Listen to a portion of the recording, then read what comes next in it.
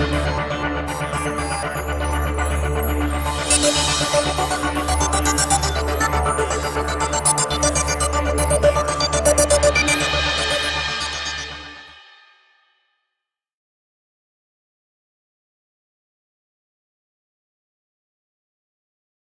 let's see chapter 3, provisions as to public issue.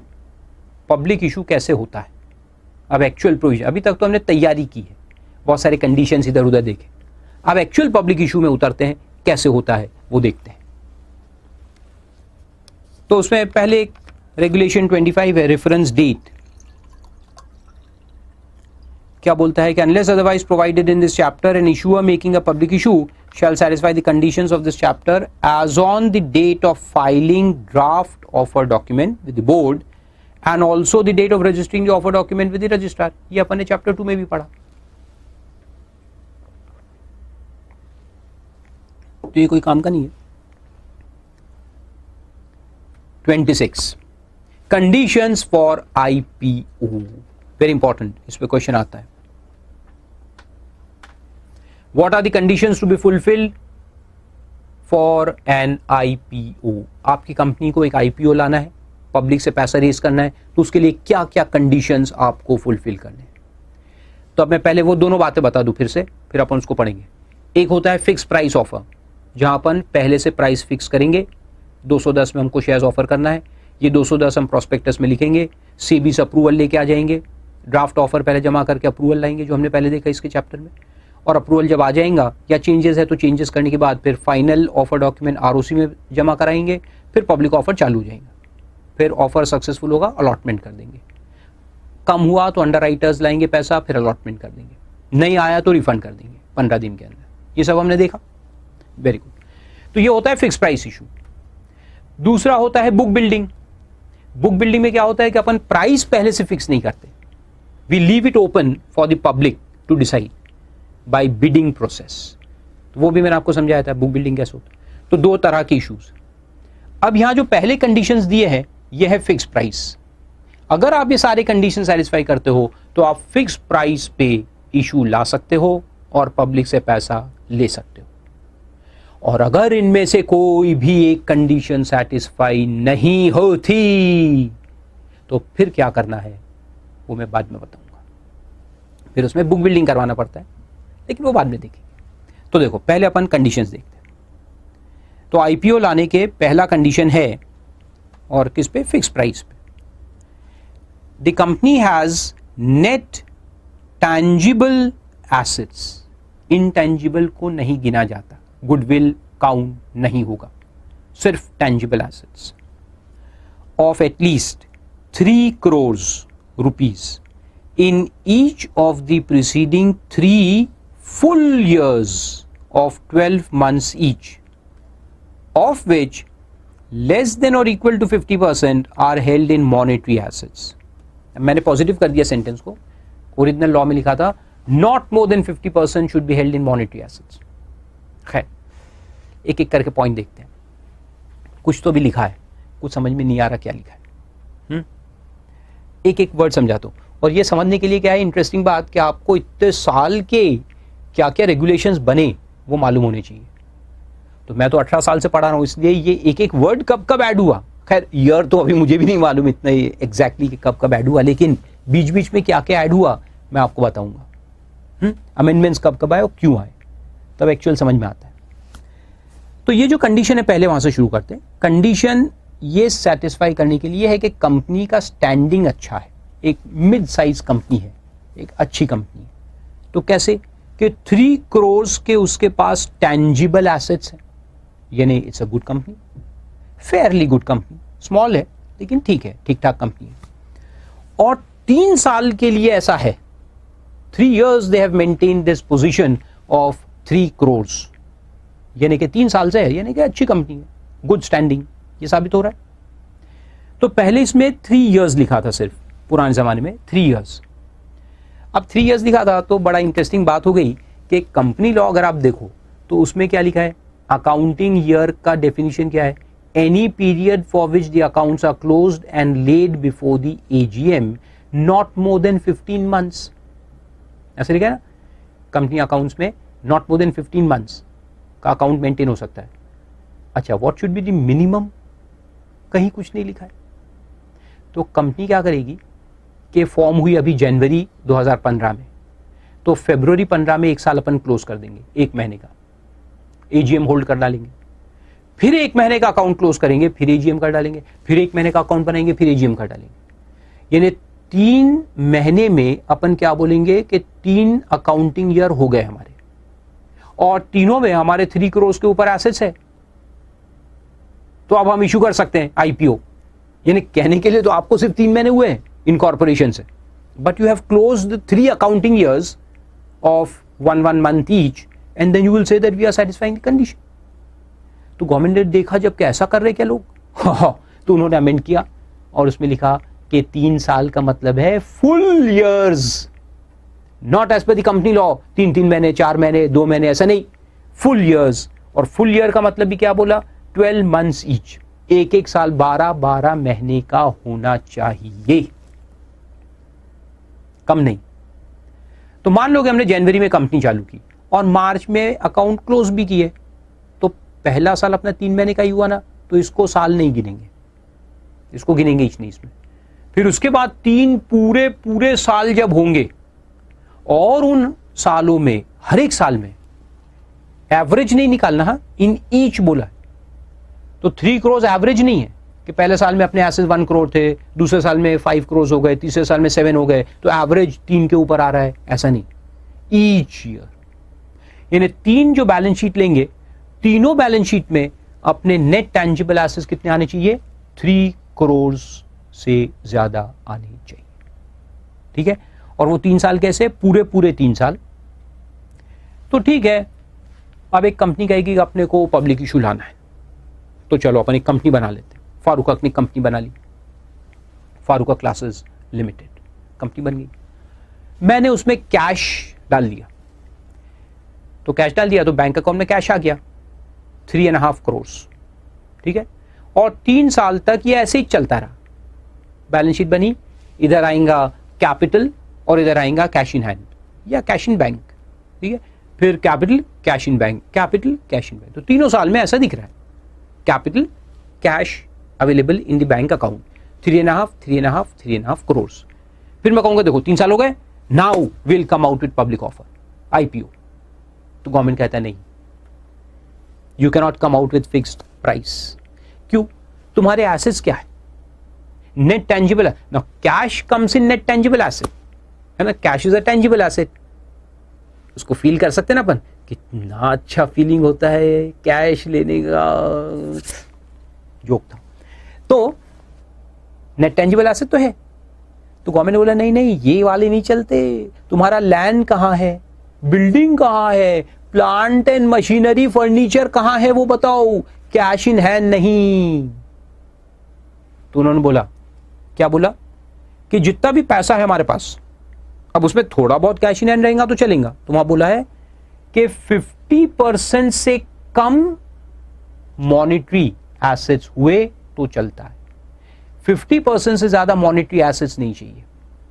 यानी कहने का मतलब कि अगर हमारा 3.5 करोड़ दिख रहा है नेट टेंजिबल एसेट, तो 3.5 में से आधे से ज्यादा 50% से ज्यादा कौन से होने चाहिए, actual tangible assets like land, building, plant, machinery, furniture, fixtures, वो होने चाहिए। और 20-25%, 30% तक तुम्हारा मॉनिटरी एसेट्स रहा तो चलेगा। तो समझ में आया, ये पहला पॉइंट। लेकिन फिर उसमें दिया है हर चीज में एक्सेप्शन, तो यहां भी एक्सेप्शन है। कैसे, तो वहां बोला है कि अगर हमारे 50% से ज्यादा कैश एसेट्स है, तो मैं जस्टिफाई कर सकता हूं ना कि भाई क्यों है। देखो क्यों है मैं बताता हूं। हमारा बहुत बड़ा प्रोजेक्ट, ह्यूज प्रोजेक्ट हम लाना चाहते हैं, 8 to 10 करोड़ का इन्वेस्टमेंट लगेगा।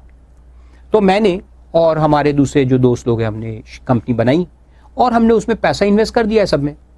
तो सब लोगों ने पैसा लेके आ गए, और कितना पैसा अभी जमा किया हमने सबने मिलके 4 करोड़ जमा कर लिए, जिसके अंदर से 1.5 करोड़ के एसेट्स आ गए हैं, प्लांट मशीनरी वगैरह, हम थोड़े बहुत बिल्डिंग खरीद लिए, लेकिन इससे हमारा बिजनेस चालू नहीं हो सकता। हमारे बिजनेस के लिए बहुत ज़बरदस्त इन्वेस्टमेंट चाहिए और भी इन्वेस्टमेंट चाहिए।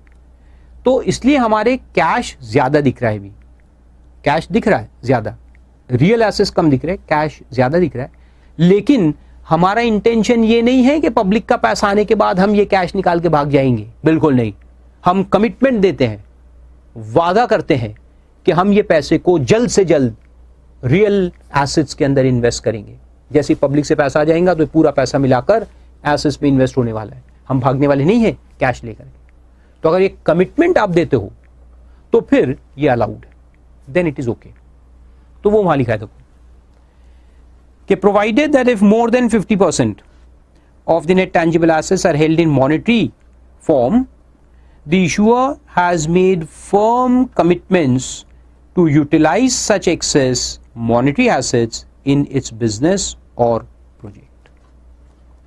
तो भाई अभी दिख रहा है थोड़ा ज्यादा, लेकिन हम कमिटमेंट देते हैं कि हम इसको यूज करने वाले हैं, पाइपलाइन में है, प्रोजेक्ट में इन्वेस्ट होगा, तो फिर ठीक है, then condition will be satisfied. ठीक है, तो ये पहला कंडीशन इतने लॉजिक के साथ। तो कंडीशन क्या है, बेसिकली एसेट्स होने चाहिए हमारे पास 3 crores से 3 crores या उससे ज्यादा, इक्वल टू और मोर देन 3 crores। चलो दूसरे कंडीशन पे चलते हैं। तो इससे अभी ये साबित हो रहा है कि हमारी कंपनी का स्टैंडिंग अच्छा है, asset wise it's a good company. फिर और एक प्रोविजो है that the limit of 50% on monetary asset shell not be applicable in case the public offer is made entirely through an offer for sale. तो offer for sale अगर है तो उसके अंदर भी ये फिर एप्लीकेबल नहीं है, ये वाला कंडीशन मॉनेटरी एसेट वाला, क्योंकि ऑफर फॉर सेल में कंपनी पैसा रेज नहीं कर रही, जो एग्जिस्टिंग शेयर होल्डर्स है वो अपने शेयर्स ऑफलोड करते हैं, तो उसको ऑफर फॉर सेल कहते हैं। तो वहां पे कंडीशन चलेगा, even if more than 50% is monetary, it's fine. चलो आगे चल। नेक्स्ट पॉइंट है कि कंपनी का इनकम कितना है। तो एक पॉइंट है कंपनी के एसेट्स कितने हैं, दूसरा पॉइंट है कंपनी की इनकम कितना है। जैसा आप गए उनके घर ऑफर लेकर के कि हमको आपकी बेटी बहुत अच्छी लगती है, हमको शादी करनी है, तो सबसे पहला बात क्या पूछेंगे, तुम्हारे एसेट्स कितने हैं, घर है क्या तुम्हारा, कार है क्या, हमारी बेटी को कहाँ रखोगे, पहला सवाल वो होता है। तुमने कहा कि हमारे पास बहुत बड़ी हवेली है, खंडर था खंडर, बहुत बड़ी हवेली है, तो उन्होंने कहा अच्छा वेरी गुड। फिर पूछेंगे कमाते कितना हो, अरे हवेली तो बहुत बड़ी है बाप दादा की, लेकिन पैसा भी तो चाहिए ना कमाने के लिए, खाने पीने के लिए, तो दूसरा सवाल वही था कमाते कितना हो। तो यहां पे भी दूसरा सवाल वही है, कमाते कितना हो, प्रॉफिट कितना है। तो वहां लिखा है देखो, minimum average pre tax operating profit, pre tax, tax के पहले, इनकम टैक्स के पहले, profit before tax of 15 crores होना चाहिए, calculated on a restated and consolidated basis during the 3 most profitable years out of the immediately preceding 5 years. क्या मतलब है कहने का कि अगर अपन 15-16 में ऑफर निकाल रहे, ऑफर है हमारा, तो उसके पहले के 5 साल देखेंगे, 5 years, और वो 5 साल में जो सबसे ज्यादा प्रॉफिटेबल के साल थे उन 3 साल को लेंगे, तीनों के प्रॉफिट को ऐड करेंगे, डिवाइड बाई 3 करेंगे, तो क्या मिलेगा, एवरेज ऑपरेटिंग प्रॉफिट। वो कितना आना चाहिए, 15 crores या उससे ज्यादा आना चाहिए। ठीक है, ऐसा नहीं कि इमीडिएटली प्रीसीडिंग 3 years, हो सकता है कि लास्ट में थोड़ा कम था, उसके पहले साल में ज्यादा था, उसके पहले साल में और ज्यादा था, उसके पहले साल में थोड़ा कम था, उसके पहले साल में और कम था। तो अपन ये सेकेंड, थर्ड, फोर्थ ये 3 साल लेंगे, उसका एवरेज निकाल लेंगे, जो 5 में से 3 मोस्ट प्रॉफिटेबल ईयर्स जो है उसको ऐड करके एवरेज निकालने का। ठीक है, then it has a net worth of at least 1 crore rupees. तो नेटवर्थ यानी अपना पैसा। अभी देखो तुम कहोगे सर एसेट्स तो बहुत है हमारे पास, तुम शादी के लिए गए, एप्लीकेशन डाला, तो उनके पिताजी ने कहा, शर्मा जी ने, कि कितने एसेट्स है तुम्हारे पास, तुमने कहा बहुत बड़ा घर है हमारे पास, 7 floor की बिल्डिंग है। उनको अरे वाह ये तो बड़ा रईस आदमी दिख रहा है। बाद में ये भी तो पूछेंगे ना कि लोन कितना है उसके अंदर और तुम्हारा पैसा कितना है, क्योंकि अगर सब लोन पे है तो तुम्हारा तो कुछ नहीं है, तो वो भी पूछा जाएगा। तो लोन माइनस करके क्या बचता है, नेटवर्थ, तो नेटवर्थ भी तो पूछेंगे ना तुमसे कि तुम्हारा घर है कि लोन पे लिया हुआ घर है, तो उसको कहते हैं नेटवर्थ। तो कंपनी का नेटवर्थ भी चेक करेंगे अपन। तो नेटवर्थ 1 करोड़ 1 करोड़ का होना चाहिए in each of the preceding 3 full years. तो नेटवर्थ 1, नेटवर्थ यानी कि कैपिटल प्लस रिजर्व्स, वो नेटवर्थ होता है। जो अपना पैसा है, ओनर्स फंड्स, वो 1 करोड़, बाकी बोरोड फंड्स भी हो सकते हैं, और ये दोनों मिला के फिर एसेट्स है। तो asset 3 crore, net worth 1 crore minimum ये होना चाहिए। And income operating profit of 15 crore average in the 3 most profitable years out of 5 years. तो इनकम भी अच्छी है, नेटवर्थ भी अच्छा है, एसेट्स भी अच्छे हैं, सब कुछ अच्छा है। तो फिर ससुर जी क्या पूछेंगे कि आप कितना इशू लेना चाहते हो, शादी में खर्चा कितना करना चाहते हो। तो वो देखो, तो वहां लिखा है कि aggregate of the proposed issue and all previous issues made in the same financial year in terms of issue size does not exceed 5 times its pre-issue net worth। क्या है कहने का मतलब, इसको इस पे भी अमेंडमेंट्स है। पहले आपको उसका बेसिक पॉइंट बताता हूं, फिर अमेंडमेंट कैसा है बताता हूं। 5 टाइम्स प्री इशू नेटवर्थ, ये एक लिमिट है। यानी कि अगर अपना नेटवर्थ ये इशू लाने के पहले, ये इशू अभी हम ला रहे 15-16 में, तो इसके पहले हमारा नेटवर्थ था मान लो कि 2 करोड़, तो हम पब्लिक इशू कितने का ला रहे, तो बोला गवर्नमेंट ने कि 5 टाइम्स तक लाओ। 5 टाइम्स ऑफ 2 विल मीन 10, तो हमारा इशू 10 करोड़ का है, तो वहां तक तो ठीक है। लेकिन एकदम ही ज्यादा इशू है, अभी तुम्हारी कैपेसिटी कितनी है कि तुम 2 करोड़ का फंड्स मैनेज कर रहे हैं, तुम्हारा नेटवर्थ 2 करोड़, और तुम रेस करना चाहते हो 70 करोड़, तो तुम्हारे मैनेजमेंट में उतनी काबिलियत है क्या? जो 2 करोड़ को मैनेज कर रहे हैं वो 70 करोड़ को कल मैनेज करेंगे। Are you able, will you be able to manage that much money? Possibly not, है ना। कुछ तो गड़बड़ हो सकती है, इतना सारा पैसे एक साथ आ जाए तो कुछ तो भी गड़बड़ हो जाएंगे। जैसे तुमने कहा ससुर जी को जाकर के कि yes yes I have a net worth of 2 crore, ससुर जी ने कहा मेरा नेटवर्थ 500 करोड़ है, मैं तुम्हारे पे भरोसा नहीं कर सकता, तुम बहुत गरीब हो मेरे लिए, निकल जाओ यहां से बाहर। क्योंकि ससुर जी का नेटवर्थ तुम्हारे नेटवर्थ से 5 टाइम से ज्यादा है, तो वो तुम पे भरोसा नहीं कर सकते। इसलिए तो गरीब लोगों से शादी नहीं कराते ना लड़कियों की। क्यों? क्योंकि ये आ जाएगा दामाद और उसको इतना सारा पैसा दिखेगा तो ही will not be able to manage, इसलिए नहीं कराते। तो 5 टाइम्स तक ससुर जी का पैसा होगा तो चलेगा।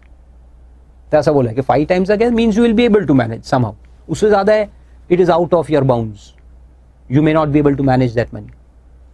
तो यहां बोला है कि 5 टाइम्स तक करो, तुम्हारा इशू कितना लाओ, up to 5 times of pre issue net worth, इतना ला सकते तुम। ये कंडीशन डाल दिया गवर्नमेंट ने, अप टू 5 टाइम्स लाओ। तो जब ये कंडीशन डाला कई साल पहले के अप टू 5 टाइम्स लाओ, तो लोगों ने क्या किया, अच्छा ऐसा हो गया, तो उन्होंने क्या किया कि अभी अपना साल 15-16 है, तो अपन क्या बोलेंगे कि प्री इशू नेटवर्थ देखना है लेटेस्ट ऑडिटेड बैलेंस शीट का। तो इन्हें 2014 की बैलेंस शीट निकालेंगे, उसमें नेटवर्थ अपने को दिखा 2 करोड़। तो अपन ने क्या किया कि जून 15 में मार्च 15 का नेटवर्थ कितना आया, 2 करोड़। तो जून 15 में अपन ने 5 टाइम्स यानी 10 का इशू निकाल लिया। अगस्त में फिर एक इशू निकालेंगे, तो अपन फिर से पुरानी बैलेंस शीट देखेंगे, 2 का 5 टाइम फिर से लाओ, फिर 10। ऐसे साल भर में 4-5 इशू निकाल दिए, 10 10 10 10 10। सलाह टोटल अगर देखा जाए तो वो तो 5 टाइम्स के ऊपर हो गया ना। तो उन्होंने कहा, गवर्नमेंट ने फिर अमेंडमेंट किया, इसमें अमेंडमेंट करके लिखा, उसमें क्या लिखा, एग्रीगेट देखने का है। Aggregate of what, of previous issues in the same year and the current issue. यानी कहने का मतलब क्या है कि अगर 31 मार्च 2015 का तुम्हारा नेटवर्थ 2 करोड़ है, तो ये पूरा साल जो है 15-16 पूरा साल, इसमें आप 10 करोड़ से ज्यादा का इशू नहीं कर सकते। तो मान लो कि अगर जून में अपन ने 3 करोड़ का इशू ऑलरेडी निकाल लिया, फिर अगस्त में निकालना है, निकालो, लेकिन अब तुम्हारा लिमिट हो जाएगा 7। फिर 3 का निकाला तो 6 हो गया टोटल। फिर दिसंबर में निकालना है तो अब कितना निकाल सकते, ओनली 4, क्योंकि 3 और 3 तो हो गया, 6 तो हो गया, अब सिर्फ 4 का निकाल सकते। तो इसका मतलब है कि पूरे साल में एग्रीगेट में अपन पिछले साल के बैलेंस शीट के हिसाब से जो नेटवर्थ है उसका 5 टाइम्स सिर्फ ला सकते हैं, उससे ज्यादा नहीं।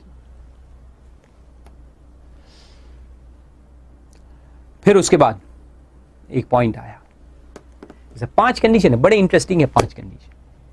पहला क्या था, सब याद रखना है, ये बहुत इंपॉर्टेंट, इस पे एग्जाम में क्वेश्चन आने वाला है। पहला क्या था, tangible assets, net tangible assets of 3 crores in each of the last 3 years। दूसरा क्या था, income, operating profit before tax. देखो मेरे एग्जांपल को याद रखो, ससुर जी क्या पूछते हैं, एसेट कितने हैं, फिर क्या पूछे, इनकम कितनी है, कमाते कितना हो, फिर क्या पूछे, तुम्हारा नेटवर्थ क्या है। 3 बातें तो होगी। चौथा पॉइंट क्या, हमारा नेटवर्थ क्या है, ससुर जी बताएंगे, हमारा तुम्हारे से 5 टाइम से ज्यादा है, इसलिए तुम रिजेक्ट। और लास्ट वाला पॉइंट है चेंज इन नेम। इंसान अपना नाम क्यों बदलता है। एक तो देखो लड़कियों का नाम बदला जाता है शादी के वक्त, कभी कभी नाम भी बदल देते हैं, सरनेम नॉर्मली बदलता है, वो तो अलग बात है। लेकिन एक इंसान है फारूक हक, वो अपना नाम बदलना चाहता है। Farooq Haq will change his name to Laxmikant Agarwal. तो क्यों, 2 रीजन है। एक तो ये कि अग्रवाल नाम में बहुत पैसा होता है ब्रांड नेम होता है अपने आप में, गुप्ता, अग्रवाल, नाम ही सुन के लोग पैसा देना चालू कर देते और अपने आप बिजनेस मिलना चालू होता है। तो एक तो वो भी मैं कर सकता हूं। दूसरा ये कि अगर मेरा नाम हो जाए बदनाम, अगर आपका नाम बदनाम हो जाए तो आप अपना नाम बदलने की कोशिश करोगे। आप खूनी थे, 2-4 इल्जाम में पकड़े गए, कैसे तो भी छूट के निकले, लेकिन आपका नाम सब जानते हैं, फूलन देवी, तो फूलन देवी अपना नाम चेंज करना चाहेंगी ना, कन्वर्टेड टू गुलाब राव देवी, गुलाबो देवी फूलन से गुलाब, कुछ तो भी करेंगे कि जाके लोग पहचाने ना, पुराने नाम से उसको पहचानेंगे, लोग बदनाम करेंगे तो अपना नाम बदल लेंगी। तो इसी तरह से कंपनी भी अपना नाम बदलेगा। एक कंपनी, बदनाम का मतलब है यहाँ not the other kind of बदनाम, लेकिन मार्केट में, सिक्योरिटी मार्केट में आप बदनाम हो गए, पुराने डेट्स पे नहीं किए थे, कंपनी पे कोई विश्वास नहीं कर रहा, भी उसका क्रेडिट रेटिंग जो है वो खत्म हो गया है, वर्दीनेस जो हम कहते हैं वो खत्म हो गया। तो वो कंपनी क्या करेगी, नाम बदल देंगी, नाम बदल के फिर इशू निकालेंगी, तो लोग उसको पुराने नाम से जानेंगे नहीं, लोग समझेंगे अरे नई कंपनी आई है चलो इन्वेस्ट करो। तो वहां लिखा है कि आप इस तरह से लोगों को उल्लू नहीं बना सकते। तो वहां लिखा है कि अगर आपने अपना नाम चेंज किया है, कोई बात नहीं, it's okay, it's fine, you can do it. लेकिन अब वहां जाने के पहले एक बात बता दूं, एक अच्छी बात भी बताता हूं कि एक कंपनी है, कंपनी क्या है कि 2 बिजनेस है उसके, और उसका नाम था सूर्य किरण एंटरप्राइजेज लिमिटेड। अब नाम से साबित हो रहा है कि उसका कोई मैन्युफैक्चरिंग वगैरह का बिजनेस है, एंटरप्राइज, इंडस्ट्री, ये सब नाम क्या होता है, कोई इसके होते हैं मैन्युफैक्चरिंग कंसर्न के। तो इनका बाप दादा जमाने से कंपनी चल रही है, तो ओरिजिनल परदादा ने कंपनी बनाई थी उस जमाने में, इसलिए उसका नाम है सूर्य किरण। तो उसका मेन बिजनेस मैन्युफैक्चरिंग था। लेकिन पिछले 10-12 साल से हमने फार्मास्यूटिकल भी चालू किया है और आईटी सेक्टर में भी चालू किया है, और आईटी का जो बिजनेस है वो अभी ग्रोइंग है। तो आज की तारीख में हमारी कंपनी का major profit, maximum profit IT business से आता है। लेकिन नाम क्या है, सूर्य किरण एंटरप्राइजेज लिमिटेड। अब आईटी सेक्टर के नाम देखो आप, इन्फोसिस, टीसीएस, टाटा कंसल्टेंसी सर्विसेज, ऐसे सब, कैप जेमिनी, सब नाम कैसे दिखते हैं, आईटी के नाम आप समझ जाते हैं, कंपनी का नाम देख कर यार ये आईटी वाली होगी, और आपका वहां पे बोर्ड लगा है बाजू में सूर्य किरण एंटरप्राइजेज लिमिटेड तो अभी जो डायरेक्टर है यानी परपोता, ओरिजिनल फॉर्मर का, फाउंडर ऑफ द कंपनी का, तो ये कहता है यार नाम चेंज करते हैं, and they are also coming out with the public issue. तो उसको बहुत शर्म महसूस होती है कि यार ये सूर्य किरण एंटरप्राइजेस के नाम से हम मार्केट में आएंगे, कितना बदनामी होंगी, so they want to change the name. तो वो लिखता है सनराइज इंफोटेक लिमिटेड। देखो नाम बदल दिया, सनराइज इंफोटेक लिमिटेड। तो ठीक है, अब सवाल है कि क्या आप ऐसा कर सकते हो, तो वहां लिखा है यस कर सकते हो। तुमने इन्फोटेक वर्ड डाला ना नाम के अंदर, infotech represents one of your business and the most profitable one, तो ये अलाउड है, ऐसा करना अलाउड है, ये आप कर सकते हो। लेकिन अगर आपका इंफॉर्मेशन टेक्नोलॉजी का बिजनेस ही नहीं है, या है भी तो बहुत कम, सिर्फ 5% रेवेन्यू से आता है, लेकिन आप नाम में इन्फोटेक डालना चाहते हो, क्यों? ताकि लोगों का भरोसा बढ़ जाए, क्योंकि लोगों को इन्फोटेक कंपनी पे भरोसा होता है, एंड यू नो कि इन्फोटेक कंपनी का इशू आता है तो ओवर सब्सक्राइब होता है, तो चलो अपन भी नाम में इन्फोटेक डाल ले और फिर पब्लिक इशू निकाले। फारूका कहेगा अग्रवाल नाम जोड़ दे, गुप्ता का नाम जोड़ दे और फिर क्लास चालू करे, भर जाएगी क्लास, गुप्ता लोगों की सब क्लास भरती है, तो ऐसा करना अलाउड नहीं होगा। तो वो लिखा है, देखो, if it has changed it's name with in last 1 year, issue के पहले 1 साल में अगर हमने नाम बदला है, at least 50% of the revenue of that preceding 1 year has been earned by it from the activity indicated by the new name. Correct? तो मैंने बताया इन्फोटेक नाम हम रखना चाहते हैं, रखो।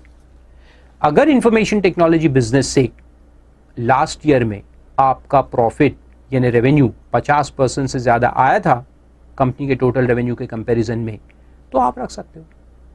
लेकिन अगर ऐसा नहीं था तो फिर आप नहीं रख सकते, फिर वो उल्लू बनाने का काम हो जाएगा। So guys, these are the 5 conditions, ABCDE। ये 5 कंडीशन जो सेटिस्फाई करेगा वो अपना IPO ला सकता है। IPO का मतलब क्या होता है कि अभी तक हमारी कंपनी अनलिस्टेड है, हमने कोई पब्लिक इशू अभी तक नहीं किया है, और ये पहली बार, IPO का मतलब होता है पहली बार पब्लिक इशू लाना, तो अपन ला सकते हैं और फिक्स प्राइस पे ला सकते हैं, पहले से फिक्स करके ला सकते हैं। लेकिन अगर इनमें से कोई भी एक कंडीशन सेटिस्फाई नहीं हुआ तो फिर क्या करना है, देखो 2 point. An issuer not satisfying the conditions stipulated in 1 may make an IPO, उसको भी अलाउड है, वो भी कर सकता है जो ये सारे कंडीशन सेटिस्फाई नहीं करेगा। यानी अगर मान लो कि अपन 3 साल से एग्जिस्टेंस में ही नहीं है, हमने कंपनी लास्ट ईयर ही बनाई, तो फिर तो पहले 2-3 पॉइंट ही फेल हो जाएंगे, वहीं फेल हो गए, क्योंकि उसमें तो कहा था कम से कम 3 साल का तो एग्जिस्टेंस जरूरी है। 3 साल में आपका नेटवर्थ होना चाहिए 1 करोड़, 3 साल में आपका टेंजिबल एसेट्स होना चाहिए 3 करोड़। वो कंडीशन 3 साल के बाद ही तो सेटिस्फाई होंगी ना। तो अगर अपन 1 साल ही है अभी 1 year ओल्ड कंपनी और उसको IPO लाना है, फिर कैसे लाएंगे? तो उसके लिए 2 पॉइंट सब रेगुलेशन 2 लगता है। तो देखो क्या कहता है, if the issue is made through the book building process, तो फिर अपन फिक्स प्राइस पे नहीं ला सकते। कहने का मतलब ऐसा है, we have to come through book building process, correct? तो बुक बिल्डिंग प्रोसेस कंपलसरी होगा, एंड साथ में क्या करना है, the issuer undertakes to allot at least 75% of the net offer to public to qualified institutional buyers and to refund full subscription money if it fails to make such allotment.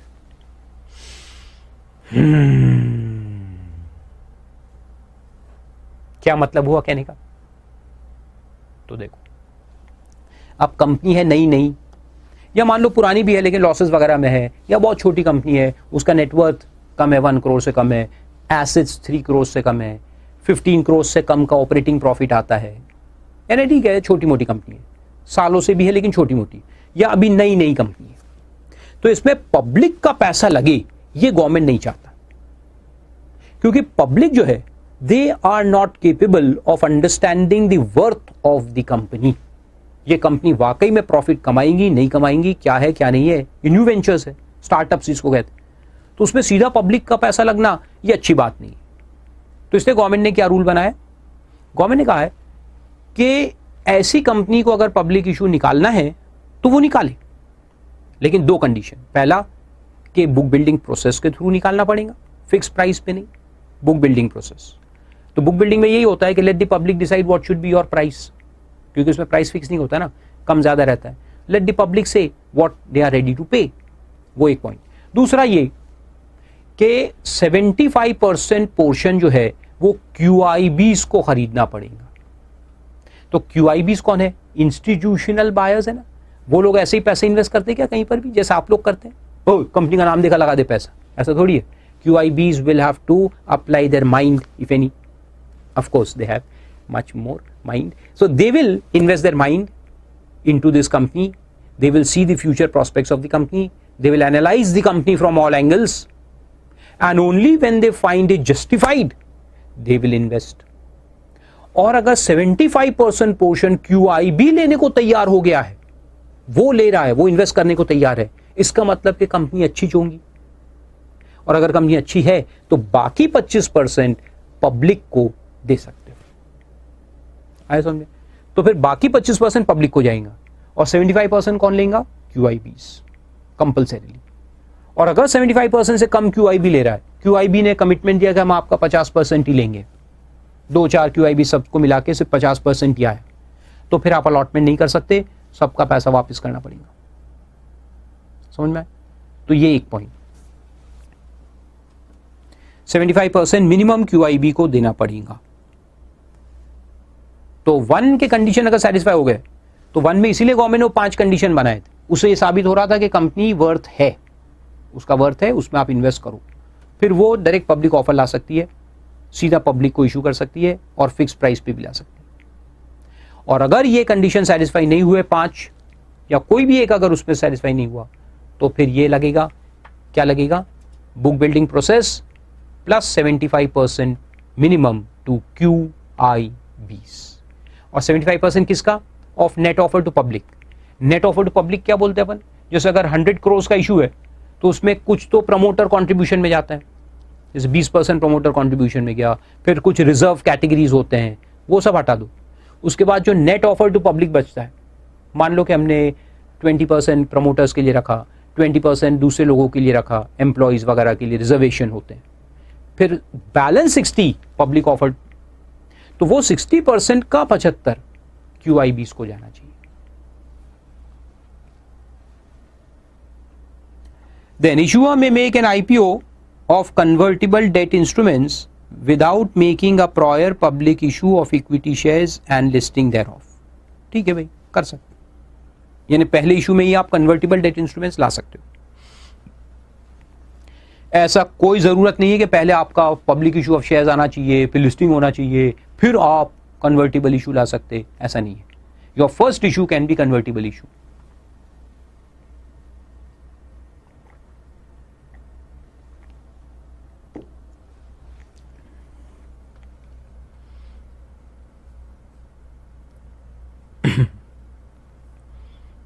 जाने दो, अभी एक एग्जांपल आया था दिमाग में, बट लेट इट बी।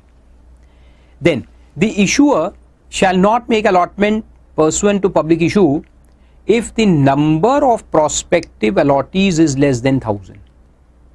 ये भी एक कंडीशन कि अपन अलॉटमेंट नहीं कर सकते। आईपीओ निकाला हमने, चलो आईपीओ निकाला, सक्सेसफुल भी हो गया, सब्सक्रिप्शन भी आ गया, लेकिन पता चला कि सिर्फ 50 लोगों ने शेयर्स में इन्वेस्ट किया है, सिर्फ 50, तो अपन उनको अलॉटमेंट नहीं कर सकते। तो मिनिमम भीड़ कितने की जमा करनी है? 1000 लोगों की, उससे कम नहीं चलेगी। तो अगर 999 भी लोग हैं तो भी हम अलॉटमेंट नहीं कर सकेंगे, मिनिमम 1000 चाहिए। Then no issuer shall make an IPO if there are any outstanding convertible securities or any other right, यानी जो वारंट मैंने बताया था आपको, which would entitle any person with the option to receive equity shares, provided that the provision of the subregulation shall not apply for public issue made during the currency of convertible debt instruments which were issued through an earlier IPO if the conversion price of such convertible debt instrument was determined and disclosed in the prospectus at the earlier issue of the debt instruments, या फिर outstanding options granted to employees यानी ESOP। ये लिखते जाओ, फिर मैं समझाता हूं सब एक साथ। ESOP अगर हमने इशू करके रखे थे as per the guidelines of Institute of Chartered Accountants of India, and fully paid outstanding convertible securities which are required to be converted on or before the date of filing of the red herring prospectus or the prospectus as the case may be. ये तो 3 exceptions थे, लेकिन कुछ समझ में नहीं आया. चलो देखते हैं क्या नहीं आया. Let's see. तो देखो, what was the condition. Point number 5 क्या कहता है? No issuer shall make an IPO if there are any outstanding convertible securities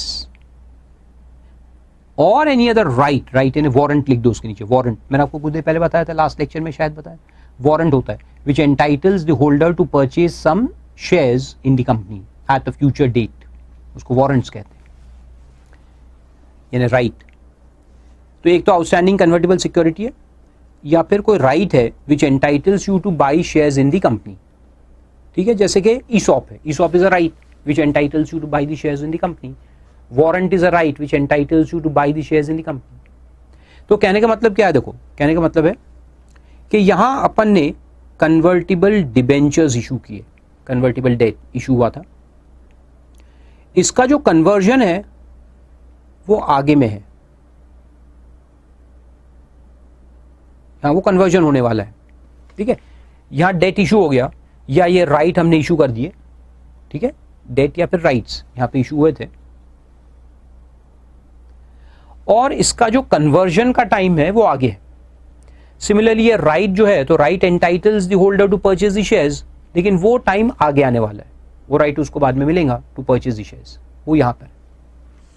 अब इस बीच में ये जो टाइम गैप है, मान लो कि 6-7 महीने का टाइम है, इस ड्यूरेशन में अपने को अगर IPO लाने का है तो क्या हम ला सकते हैं? ये point, can we bring an IPO, जबकि ये पेंडिंग कन्वर्जन है. कन्वर्टिबल डिबेंचर्स है लेकिन पेंडिंग है, तो उसको आउटस्टैंडिंग कहते हैं. आउटस्टैंडिंग कन्वर्टिबल सिक्योरिटीज का मतलब कि सिक्योरिटी इशू हो चुकी है लेकिन उसका कन्वर्जन अभी बाकी है, या राइट इशू हो गए हैं लेकिन उसका एक्सरसाइज अभी बाकी है. तो इस बीच में क्या हम IPO ला सकते हैं? तो वहां लिखा है no issuer shall make an IPO in such case. तो पहले तो ना बोल दिया है, लेकिन फिर उसमें ये 3 एक्सेप्शंस दिए. There are 3 exceptions.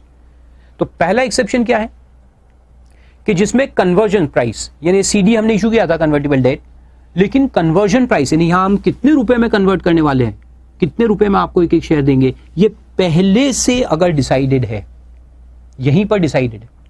जिसमें मैंने आपको पीछे चैप्टर में बताया था ना कि कन्वर्टिबल सिक्योरिटी के 2 तरीके होते हैं. एक जहां पर अपन प्राइस पहले से फिक्स कर देते हैं, और एक जहां अपन बाद में करते हैं.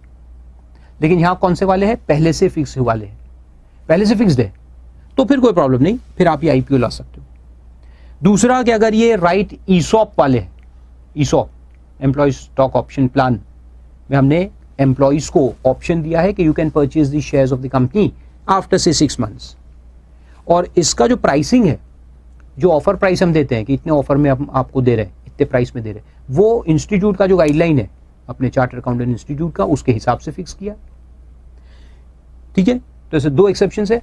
और तीसरा जो है, देखो ये पहला है public issue made during the currency of convertible debt instrument which were issued through an earlier IPO if the conversion price of such convertible debt instrument was determined and disclosed in the prospectus of the earlier issue.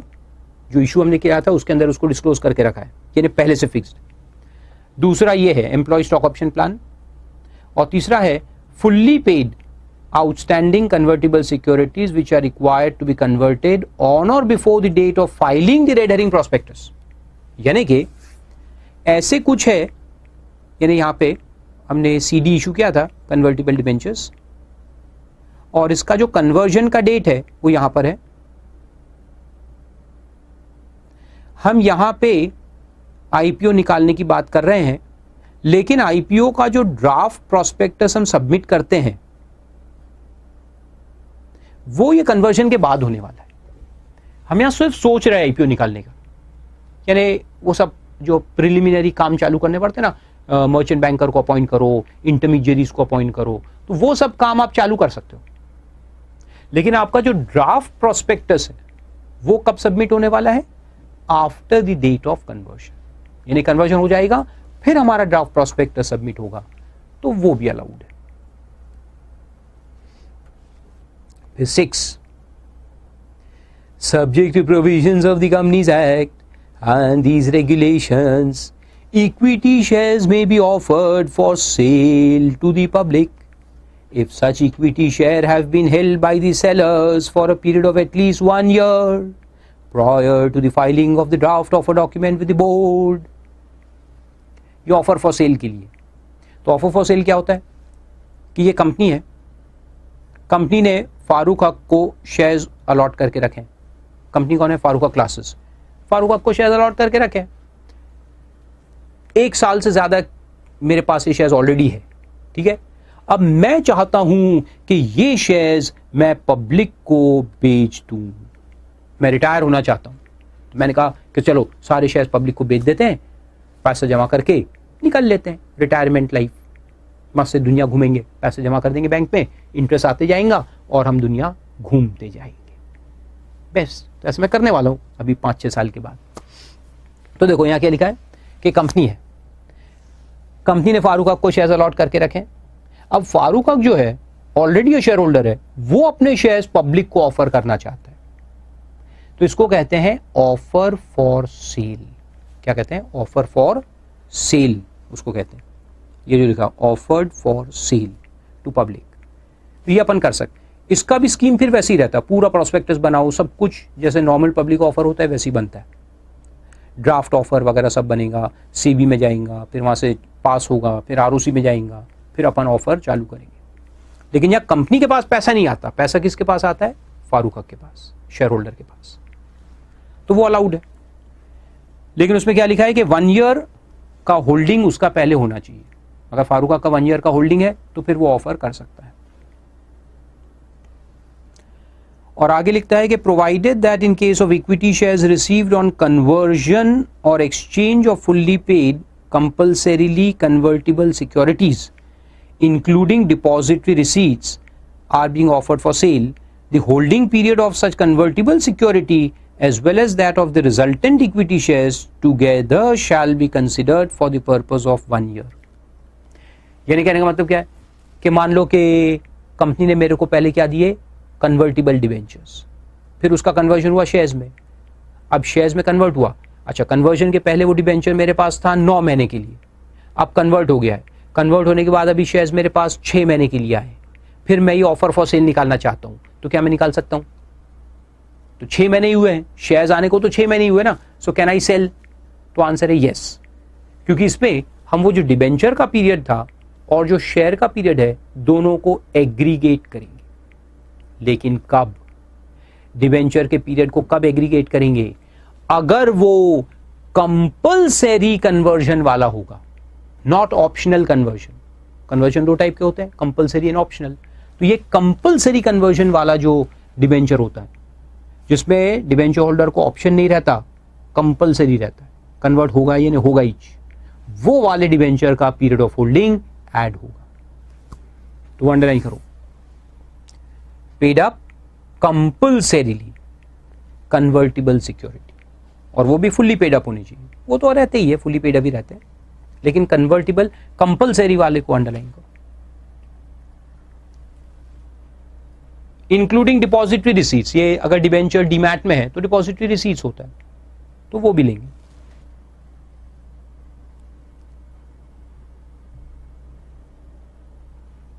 तो उसको 1 year के लिए गिना जाएगा, ठीक है। फिर आगे लिखता है कि provided further that the requirement of holding equity share for a period of 1 year shall not apply. पहले बोला 1 साल होल्ड करो, फिर बोलता है अच्छा 1 साल की जरूरत नहीं है, कौन से केस में? तो ये एक्सेप्शन है, 1 year is not necessary. In case of an offer for sale of specified security of a government company और स्टैट्यूटरी अथॉरिटी और कॉर्पोरेशन और एनी स्पेशल पर्पस व्हीकल, एसपीवीज जो होते हैं, set up and control by any one और more of them यानी government which is engaged in infrastructure sector. तो ये क्या है? बाजू में लिख दो, गवर्नमेंट डिसइन्वेस्टमेंट। ये डिसइन्वेस्टमेंट होता है ना, जहां गवर्नमेंट अपने कंपनी के शेयर्स बेचता है मार्केट में, वो भी ऑफर फॉर सेल होता है। जैसे ओएनजीसी के शेयर्स बेचे गवर्नमेंट ने, एचपीसीएल के भी बेचे थे बीच में, अभी कुछ सालों में तो बंद है, अभी कुछ सालों में कोई शेयर्स नहीं बिके। बाकी मनमोहन सिंह के टाइम में काफी शेयर्स बेचे थे गवर्नमेंट कंपनीज के। तो वो है ये कि इसमें गवर्नमेंट के पास शेयर होल्डिंग है, किसका? गवर्नमेंट कंपनी का, या स्टैट्यूटरी अथॉरिटीज का, या कॉर्पोरेशंस, ओएनजीसी वगैरह जो है, तो इनके शेयर्स गवर्नमेंट के पास होते हैं, तो गवर्नमेंट उसको बेचता है, डिसइन्वेस्टमेंट कहते हैं उसमें। Government sells the shares of its companies. तो वहां गवर्नमेंट के पास अगर 1 साल से कम के लिए भी है तो भी वो बेच सकते हैं। तो ये 1 साल का कंडीशन कहने का मतलब है कि गवर्नमेंट को नहीं लगता। If government is selling the shares of its companies, corporations, 1 year requirement is not there.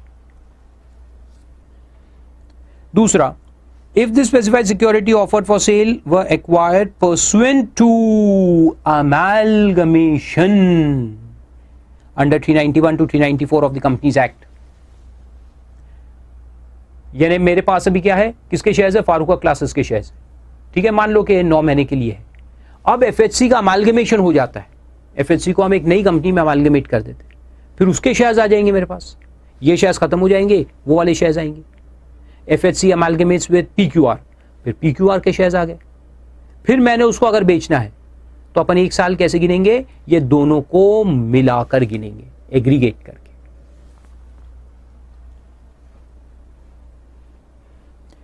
और सी पॉइंट है, specified security offered for sale were issued under a bonus issue, अगर ये बोनस वाले हैं, on securities held for a period of at least 1 year prior to the filing date of the offer document. यानी original shares मेरे पास 1 साल से ज्यादा है, अब उसमें मिले बोनस, और वो बोनस में बेचना चाहता हूं, तो वो भी अपन बेच सकते हैं, फिर उसमें 1 साल का रिक्वायरमेंट नहीं है। जो ओरिजिनल शेयर्स है वो अगर 1 साल के लिए है तो कंडीशन सेटिस्फाइड।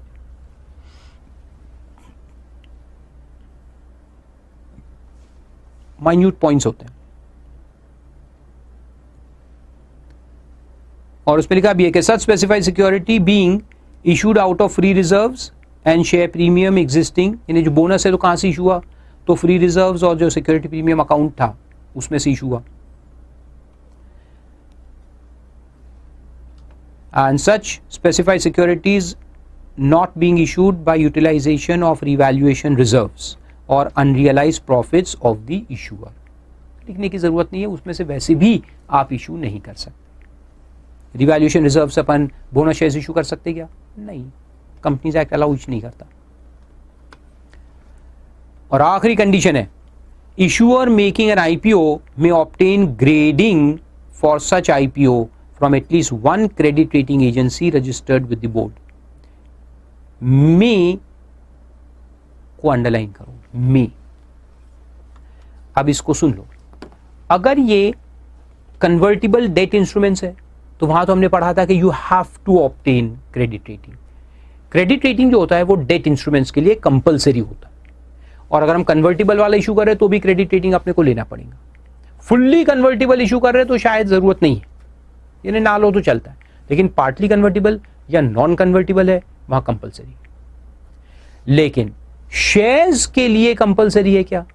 नहीं, शेयर्स के लिए रेटिंग वर्ड नहीं है, ग्रेडिंग वर्ड यूज किया है, रेटिंग की जगह ग्रेडिंग, एक तो वो डिफरेंस किया गवर्नमेंट ने, और उसको कंपलसरी नहीं किया है, में लिखा है। तो अपना शेयर का इशू है, इक्विटी शेयर का इशू है, तो वहां पे भी हम ग्रेडिंग ले सकते हैं अगर चाहे तो, कंपलसरी नहीं है। तो जैसे डेट का रेटिंग होता है वैसे इक्विटी का ग्रेडिंग होता है। लेना है तो लो, नहीं लेना तो मत। तो इसलिए वहां में। हाँ, फिर कुछ डेफिनेशंस है, वो ऐसे कोई पढ़ने के काम की नहीं है। Then conditions for further public offer, next 27। तो इसमें क्या लिखता है देखो, उसमें लिखता है कि an issuer may make a further public offer if it satisfies the conditions specified in clause D and E of sub regulation 1 of 26। तो जो 5 कंडीशंस है ना, आईपीओ के लिए 5 है, तो इसके लिए सिर्फ 2 है, ओनली 2 कंडीशंस, डी और ई के 2 कंडीशंस उनको सेटिस्फाई करना है, और अगर उसको वो सेटिस्फाई नहीं करेंगे, if it does not satisfy those conditions, then it may make further public offer by satisfying regulation 26 clause 2, यानी कि वही क्या, book building and 75% to QIBs। फिर चलते आगे, part 2, pricing in public issue. बहुत सिंपल है, issuer may determine the price, free होता है, आपको जो प्राइस रखना है आप रखो, फिक्स प्राइस वाले पे जो प्राइस रखना है, आपको लगता है 2000 में रखना है 2000 में रखो, फेस वैल्यू 10 रुपए का है, and you want to issue the share at 2000, यानी कि प्रीमियम ऑफ 1990 रखो, कोई प्रॉब्लम नहीं। पब्लिक अकलमंद है, अगर उसको लगेगा कि आपके शेयर का वर्थ इतना है तो देंगे, नहीं लगेगा तो नहीं देंगे, सिंपल। तो वहां लिखा है कि you are free to price your issue in consultation with lead merchant banker और through the book building process. Book building के थ्रू अपन डिटरमिन करवाएंगे, उसमें बिडिंग करवा के डिटरमिन करेंगे, तो वहां पे बैंड देंगे, मिनिमम मैक्सिमम, उसके बीच में पब्लिक जो बिड करेगी उसके बेसिस पे हम प्राइस निकालेंगे। आगे कहता है कि issuer may determine the coupon rate and conversion price of convertible debt instruments in consultation with lead merchant banker और थ्रू बुक बिल्डिंग प्रोसेस। तो उसमें कन्वर्टिबल को भी अपन इसी तरह से निकालेंगे, बुक बिल्डिंग प्रोसेस से भी निकाल सकते हैं, या फिर इन कंसल्टेशन विथ मर्चेंट बैंकर कि किस प्राइस पे आगे चल के कन्वर्ट करना है। And the issuer shall undertake the book building process in the manner specified in schedule 11, जो अपन लास्ट में पढ़ने वाले। बुक बिल्डिंग प्रोसेस पूरा वहां दिया है, कैसे होता है मैं आपको बताऊंगा। तो ये तो सिंपल था, यू आर फ्री। अब आता है डिफरेंशियल प्राइसिंग, इस पे क्वेश्चन आता है। डिफरेंशियल प्राइसिंग का मतलब है कि हम अलग अलग कैटेगरीज को ऑफर कर रहे हैं और उनमें अपन ने डिफरेंशियल प्राइसिंग रखा है। एक कैटेगरी को 30 रुपए, दूसरी कैटेगरी को 35 रुपए, तीसरी कैटेगरी को 38 रुपए, 38। तो ऐसा कर सकते क्या? तो देखो कैसे कर सकते हैं।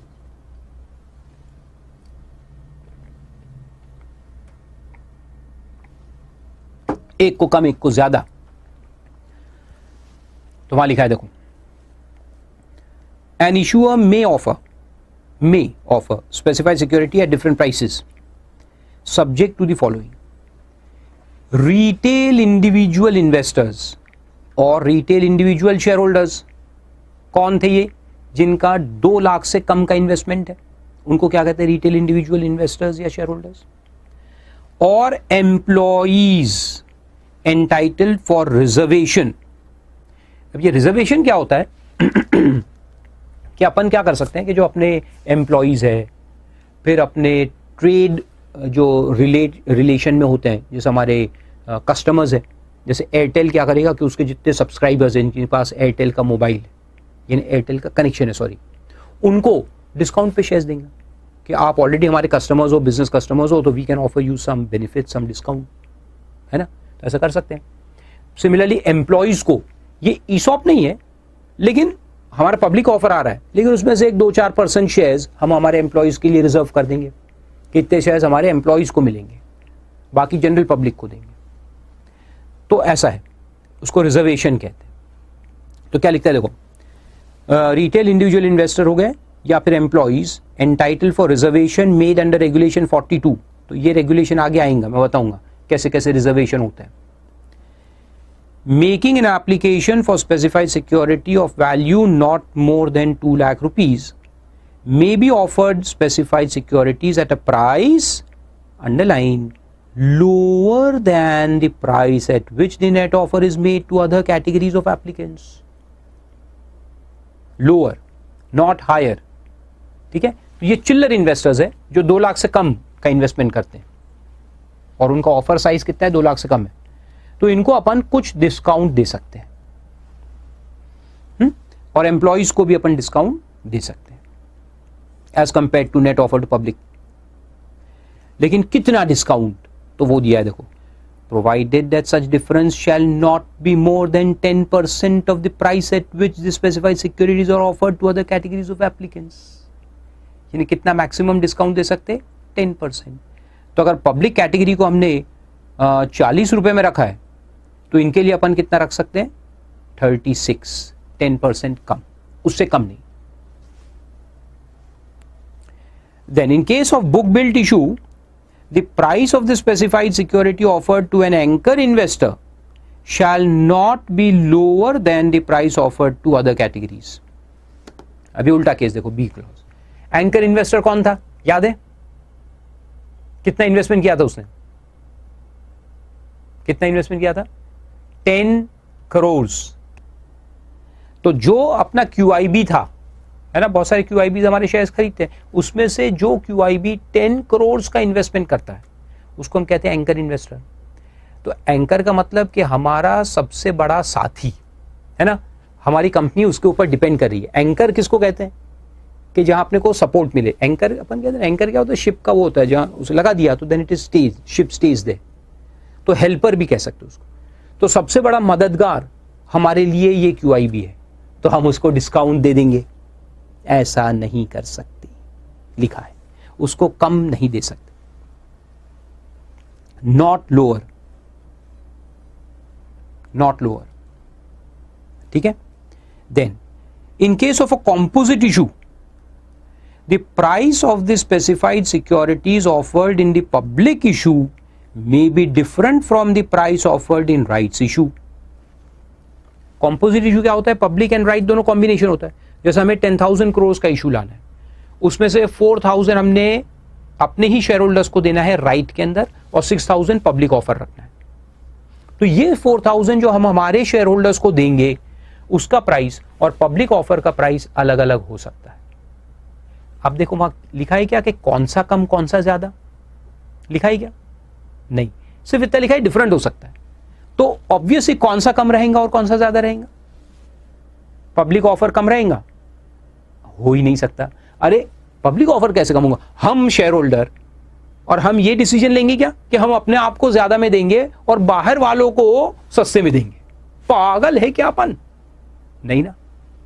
तो ऑब्वियस है कि जो राइट ऑफर है वो डिस्काउंट पे रहेगा as compared to public issue. लेकिन वहां जस्टिफिकेशन देने का है. Justification of price difference is to be given in the offer document. तो लिखेंगे क्योंकि हमारे पुराने शेयर होल्डर है इसलिए हमने उसको 5% डिस्काउंट दिया. और आखिरी में कहता है कि इन case of issuer opts for alternate method of book building which is given in terms of price lower than the floor price. ये अपन पढ़ेंगे पार्ट डी ऑफ शेड्यूल 11, बाद में बताऊंगा ऑल्टरनेट मेथड क्या होता है. The issuer may offer specified securities to its employees at a discounted price. तो at discount वहां मिट गया है, उसको लिख दो at lower price. लेकिन फिर उसमें लिखा है कि जो डिफरेंस है between the floor price and the price at which the securities are offered to employees shall not be more than 10%.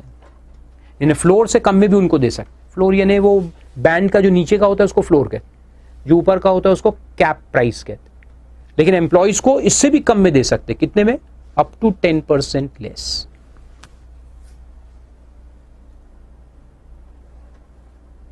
Simple. फिर रेगुलेशन 30 है, प्राइस एंड प्राइस बैंड. ये वही है, बुक बिल्डिंग प्रोसेस के लिए है. तो क्या बोलता है? द इशूअर में मेंशन अ प्राइस और a price band in the draft prospectus. A price का मतलब है fix price issue, price band यानी बुक बिल्डिंग इशू. तो दो इश्यूज होते हैं, एक फिक्स प्राइस इशू और एक बुक बिल्डिंग इशू. तो फिक्स प्राइस में प्राइस लिखेंगे और बुक बिल्डिंग में बैंड लिखेंगे in the draft prospectus. In the case of fixed price issue, and floor price and price band in case of red herring prospectus, and determine the price at a later date before the registering of the prospectus with the registrar of companies. अच्छा ठीक है, यहाँ मैं ये भी बताता हूँ. यहाँ प्राइस बैंड जो लिखा है ना, इसको आप मिटा दो. ये भी फिक्स प्राइस है, ये पूरा आप मिटाओ. पहले बता दो, प्राइस एंड प्राइस बैंड ये fix price FP, and floor ये जो नीचे लिखा है फ्लोर एंड प्राइस बैंड ये बुक बिल्डिंग. अब आप कहेंगे प्राइस बैंड इसमें कैसे आ गया फिक्स में? तो मैं बताता हूं. देखो उसका मतलब क्या है कि पहले अपन क्या करते कि सेबी के पास जमा कराते ड्राफ्ट प्रोस्पेक्टस, और बाद में इसके रिकमेंडेशन को देखते हुए चेंजेस वेंजेस करके फिर अपन क्या करते हैं कि आरओसी के पास जमा करते हैं फाइनल प्रोस्पेक्टस, फिर पब्लिक इशू ओपन होता है। और ये जो गैप है ये मिनिमम 30 दिन का तो रहना ही चाहिए। अपन ने देखा कि इसके 30 दिन पहले आपको सेबी में सबमिट करना पड़ता है, तो मिनिमम 30 दिन का तो गैप रहेगा ही रहेगा, लेकिन नॉर्मली उससे ज्यादा ही रहता है, क्योंकि सेबी अपने को बताएगा, फिर अपन चेंजेस लाएंगे, फिर आरओसी में जाएंगे। तो normally this gap is around it can be 1 month to anything like 3 months, 1 से 3 महीने का गैप रहता है। ठीक है, अब प्राइसिंग जो है ये बड़ा डेलिकेट इशू है कि हम पब्लिक इशू ला रहे हैं तो हम प्राइस क्या फिक्स करें हमारे शेयर्स का। तो कैसे फिक्स करेंगे? मार्केट को देखते हुए ही करेंगे कि मार्केट में हमने देखा तो हमारे शेयर का पिछले 5-6 महीने का एवरेज प्राइस 800 रुपए के आसपास चल रहा है, ऊपर नीचे रहता है, और ऑन एन एवरेज 800 पे स्टेबल है। तो हम जब पब्लिक ऑफर ला रहे हैं तो पब्लिक ऑफर ऑब्वियसली 800 से ज्यादा पे तो नहीं ला सकते। मान लो कि 850 में लाए तो लोग कहेंगे ना पागल है क्या कंपनी, अबे मार्केट में 800 में मिल रहा, काई को कोई कंपनी को पे करेगा 850 रुपये, पागल थोड़ी है पब्लिक। तो पब्लिक ऑफर जो अपना रहेगा वो कुछ कम में ही रहे तो अच्छा है, तो अपन 750, 780 ऐसे में लाएंगे पब्लिक ऑफर, है ना। तो लोग अपने को सब्सक्राइब करेंगे और सब्सक्रिप्शन फुल होगा और सक्सेसफुल होगा। लेकिन मार्केट बहुत फ्लक्चुएटिंग चीज है। यहां पे हमने देखा सेबी को देते समय इसके पहले हमने स्टडी किया कि हमारा मार्केट प्राइस क्या चल रहा है, तो अपने को समझ में आया कि 800 के आसपास चल रहा है। तो हमने लिख दिया इसके अंदर जो ड्राफ्ट प्रोस्पेक्टस सबमिट किया सेबी को, उसमें अगर हमने लिख दिया कि हम ऑफर लाने वाले हैं एट 785, तो ठीक था। लेकिन अचानक मार्केट क्रैश हो गए, चाइना गिर गया, वर्ल्ड इकोनॉमी हिल गई, और आरओसी में जब हम जाने वाले थे उसके पहले तो हमारे शेयर का प्राइस मार्केट में 690 पे आ गया है, और आपका प्राइस कितना लिखा हुआ है प्रोस्पेक्टस में? 780। पागल है क्या आप? चलेगा क्या?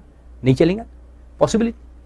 तो इसलिए यहां क्या लिखा है कि जब हम ड्राफ्ट प्रोस्पेक्टस सबमिट करते हैं किसके पास? सेबी के पास, तो यहां पर अपन प्राइस लिख भी सकते हैं या फिर ना लिख करके प्राइस बैंड लिख देंगे, बैंड लिख देंगे, या तो फिक्स 780 लिख दो, या फिर क्या करो कि ऐसे लिख दो कि भाई 700 से लेकर के 800 ऐसे लिख देंगे।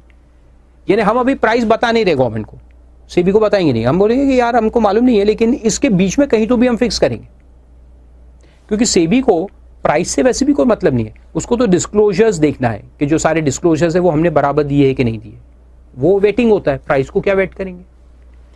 तो प्राइस अपन ऐसे लिख के दे देंगे, और फिर यहां पे जाने के पहले आरओसी में सबमिट करने के पहले लेटेस्ट मार्केट का पोजीशन क्या है उसको देखते हुए फिर अपन फाइनल प्राइस डिटरमिन करेंगे, उसको प्रोस्पेक्टस में लिखेंगे और फिर आरओसी को सबमिट करेंगे। तो फिर आरओसी में जाने के पहले हमने डिटरमिन किया 760, तो वो लिख करके फिर वो सबमिट होगा। तो ये फिक्स प्राइस इशू है। तो सेबी को देते समय आप बैंड लिख सकते हैं, लेकिन आरओसी के देते समय बैंड नहीं लिख सकते, वहां फिक्स रखना पड़ेगा। और दूसरा है बुक बिल्डिंग। बुक बिल्डिंग में क्या करेंगे? फ्लोर प्राइस और प्राइस बैंड दोनों में से कोई भी दे सकते हैं। बुक बिल्डिंग में ये FP issue, fix price issue में ऐसा करना है। बुक बिल्डिंग में क्या करना है कि सेबी को देते समय या तो फ्लोर यानी ये मिनिमम रहेगा, इसके ऊपर अपन कुछ तो भी बैंड फिक्स करेंगे, तो अपन फ्लोर दे देंगे कि 610, या फिर पूरा बैंड देंगे 610 से लेके 630, जो भी बैंड अपने को फिक्स करना है ऐसे दे देंगे उसको। और फिर आरओसी में जाते समय बैंड को रिवाइज कर सकते हैं अपन, थोड़ा बहुत ऊपर नीचे करके फिर वहां सबमिट करेंगे फाइनल प्रोस्पेक्टस। लेकिन प्रोविजो में लिखा है पे देखो, provided that the prospectus registered with ROC shall contain only one price और a specific coupon rate as the case may be. Then issuer shall announce the floor price or price band at least 5 working days before the opening of the bid. ये BB BB लिख दो। Book building issue में क्या करेंगे कि 5 दिन पहले अपन band announce करेंगे, फाइनल बैंड, फ्लोर प्राइस या फिर बैंड अनाउंस करेंगे। Announce the floor price or the price band at least 5 working days before the opening of the bid, and at least 1 working day before the opening of the bid in case of public offer, for the public offer, यानी IPO में 5 दिन पहले और FPO में 1 दिन पहले, in all the newspapers in which the pre-issue advertisement was released। IPO में 5 दिन पहले, FPO में 1 दिन पहले। Then announcement referred to under 2 shall contain relevant fractional ratios, financial ratios computed on both upper and lower end of the price band, and also statement drawing attention of the investors to the section title basis of issue price। सब तो ठीक है, कोई काम करें। And the announcement referred to under 2 and the relevant financial ratios under 3 shall be disclosed on the website of stock exchanges and also the company's website। वो सब डालना पड़ेगा, वो भी ठीक है, नहीं पढ़े चलता। 4th पॉइंट काम का है, cap of the band shall be less than or equal to 120% of the floor price। यानी कि अगर हमारा फ्लोर हमने फिक्स किया है 100, तो हमारा कैप जो है वो कितना जा सकता है 120, उससे ज्यादा नहीं जा सकता। 120%, तो 100 का 120% कितना होता है 120। तो जो कैप है वो 120 या उससे कम होना चाहिए, इक्वल टू और less than 120%।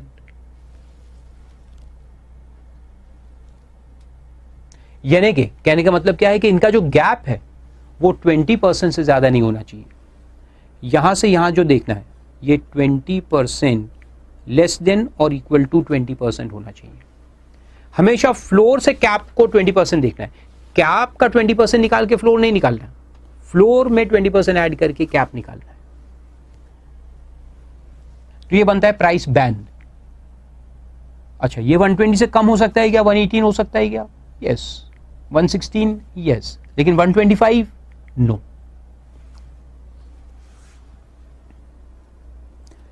And the floor price और the final price shall not be less than face value. ये big important point. Floor price book building के केस में या फिक्स प्राइस में फाइनल प्राइस जो हमने फिक्स किया वो फेस वैल्यू से कम पे नहीं होना चाहिए, यानी कि डिस्काउंट पे नहीं होना चाहिए।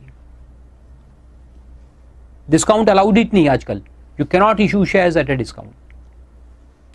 पुराने जमाने में आपने कंपनी अकाउंट्स में पढ़ा होगा 11th-12th में डिस्काउंट पे इशू होता है, लेकिन ये अभी अलाउड नहीं है। फिर आगे देखते हैं। नेक्स्ट केस है face value of equity shares. ये बहुत सिंपल है, फटाफट देखते हैं इसको। अब मेजर पार्ट तो अपना फिनिश हो गया, अब बहुत सारे छोटे छोटे पॉइंट्स है। तो इसमें क्या लिखता है कि जो फेस वैल्यू है, तो उसमें लिखा है कि an issuer making an IPO may determine the face value of is equity share. Face value ने 10 रुपये रखना कि 100 रुपये रखना कि 1 रुपया रखना कि 2 रुपये रखना, वो अपने हाथ में, ठीक है। लेकिन इफ द इशू प्राइस यानी प्रीमियम के साथ पर इक्विटी शेयर इज 500 और more, the issuer shall have the option to determine the face value at less than 10 rupees per equity share. यानी वो 10 रुपये से कम भी कर सकता है।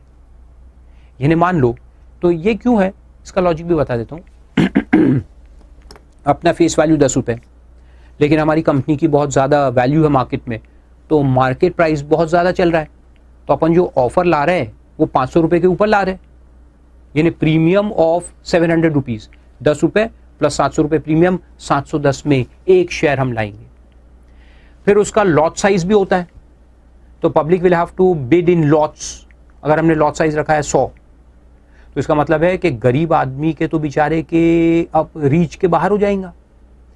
710 रुपये एक शेयर का और 100 शेयर खरीदना है, यानी कि कितना हो गया, 70-80 हज़ार रुपए का इन्वेस्टमेंट करना है।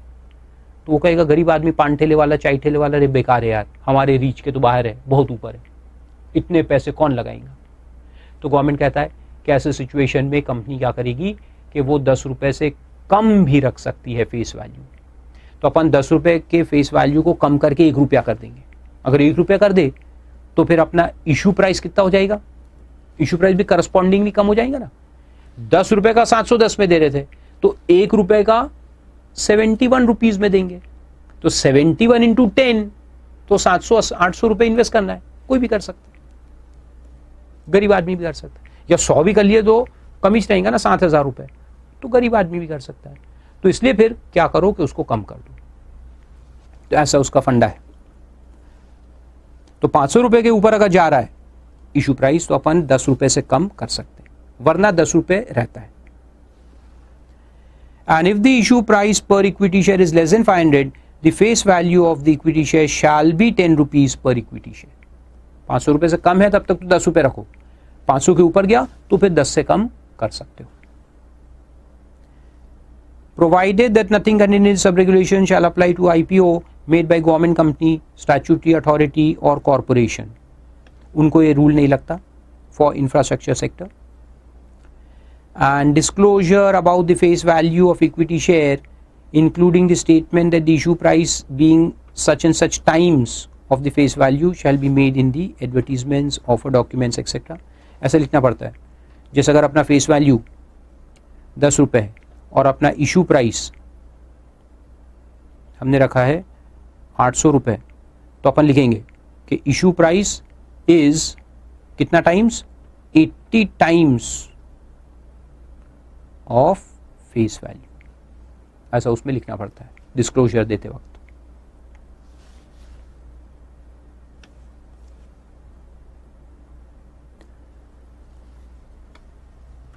तो यहां फिर अपन एक ब्रेक लेंगे और फिर कंटिन्यू करेंगे नेक्स्ट लेक्चर में प्रमोटर्स कंट्रीब्यूशन।